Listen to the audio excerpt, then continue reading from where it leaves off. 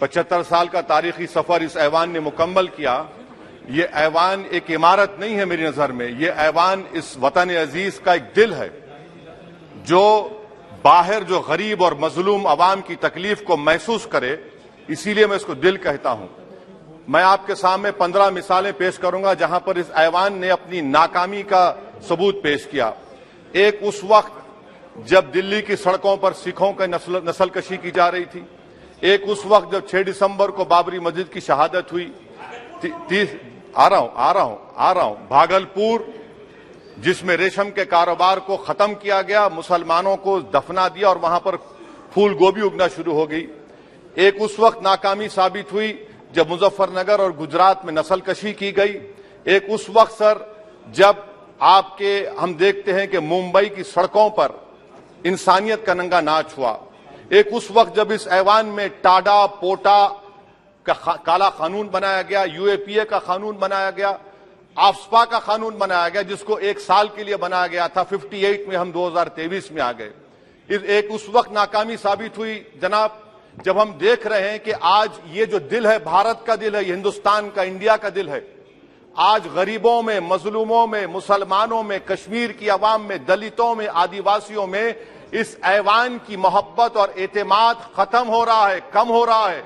इसीलिए जनता सड़कों पर आकर एहतजाज कर रही है क्योंकि उनको लग रहा है कि ये इमारत बन चुकी है, हमारा दिल नहीं है। चाहे CAA का प्रोटेस्ट हो, चाहे किसानों का प्रोटेस्ट हो, चाहे शेड्यूल कास्ट के रिजर्वेशन का मसला हो। इसीलिए मैं आपके जरिए हम तमाम को मुतनब्बे करना चाह रहा हूं कि अगर हम रोडों पर इंसाफ करना जनता को अलाउ करेंगे, इस ऐवान को दिल नहीं रखेंगे, तो याद रखिए ये हमारी पार्लियामानी जमहूरियत के लिए बड़ा नुकसानदेह साबित होगा। और नुकसानदेह इसलिए भी होगा कि क्या हमको अपने ख्वाब गफलत से, अपनी जिम्मेदारियों से निभाने के लिए क्या भगत सिंह को आके बैठना पड़ेगा ऊपर कि देखो तुमने 75 साल में कैसा कानून बनाया और किसको कहां तक पहुंचा दिया। स्पीकर जनाब, इसीलिए मैं कह रहा हूं कि हम तमाम को अपनी जिम्मेदारियों को निभाना पड़ेगा। ये इमारतें ईंट से बनी हुई जरूर हैं, मगर ये इस इमारत में दिल है, इस इमारत को दिल के तौर पर बरकरार रखना पड़ेगा। स्पीकर सर, एक और मिसाल दे रहा हूं जहां पर इस ऐवान की नाकामी है। सर, अब तक लोकसभा के कितने 899 मेंबर कामयाब हुए। अब बताइए सर, पार्लियामेंट्री जमहूरियत में, शराकतदारी की जमहूरियत है, रिप्रेजेंटेटिव फॉर्म ऑफ डेमोक्रेसी में 8,992 में कितने मुसलमान कामयाब हुए? कितने सर? 520, जबकि 1070 को इस ऐवान का मेंबर होना चाहिए था। कितना डिप्रीविएशन है सर? कितना डिप्रीविएशन है? 92% डिप्रीविएशन है। इस मौजूदा पार्लियामेंट में स्पीकर साहब सिर्फ 26 हैं, 14% मुसलमान और सिर्फ 4.8 उनका रिप्रेजेंटेशन है। बताइए, हम वोट डालने वाले बन गए, वोट लेने वाले नहीं बने। या तो हकीकत यह है कि आप वोट डालना नहीं चाहते उनको, आप सबको वोट डालेंगे, मगर जहां पर मुसलमान आएगा वो कामयाब नहीं होगा। बताइए, जब दिल में एक 14% आबादी की नुमाइंदगी नहीं होगी तो आप क्या फैसले करेंगे? क्या इस ऐवान को हम कहेंगे कि ये रिप्रेजेंटेटिव फॉर्म ऑफ डेमोक्रेसी है? स्पीकर साहब, मैं आपको एक और मिसाल देना चाह रहा हूं। बाबा साहेब अंबेडकर ने सही कहा था, अंग्रेज उस जमाने में पार्लियामेंट बुलाते थे टैक्स बढ़ाने के लिए। हम उसी रास्ते पर जा रहे हैं, हम उसी रास्ते पर जा रहे हैं। हम तो बाबा साहेब अंबेडकर को हमने सच साबित कर दिया। स्पीकर सर, आखिर में मैं आपको बताना चाहूंगा कि आज आप देखिए कि चाणक्य ने क्या कहा था। चाणक्य ने सही कहा था।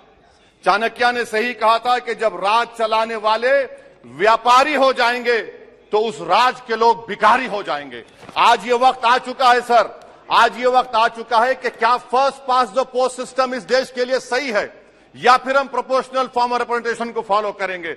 First pass the post system, जिसके पास एक मजहब का वोट होगा, जिसके पास दौलत होगी, वही इस ऐवान में आ रहा है। इसीलिए हम कह रहे हैं कि आप इस जमहूरियत की नाक, कहीं ये जमहूरियत कमजोर ना हो जाए, मुझे इस बात का डर है सर। आखिर में मैं खत्म करने से पहले एक बहुत बड़े शायर ने कहा था, उस पर खत्म करना चाहूंगा कि अभी चिराग सरे राह को कुछ खबर ही नहीं, अभी चिराग सरे राह को कुछ खबर ही नहीं, अभी गिरानिए शब में कमी नहीं आई, अभी गिरानिए शब में कमी नहीं आई, निजात दीदे दिल की घड़ी नहीं आई, चले चलो कि मंजिल अभी नहीं आई। स्पीकर साहब, आखिर में याद रखिए एक बात को मैं सबसे कह रहा हूं कि पिच बदलने से गेम नहीं बदलता, गेम को बदलना पड़ेगा।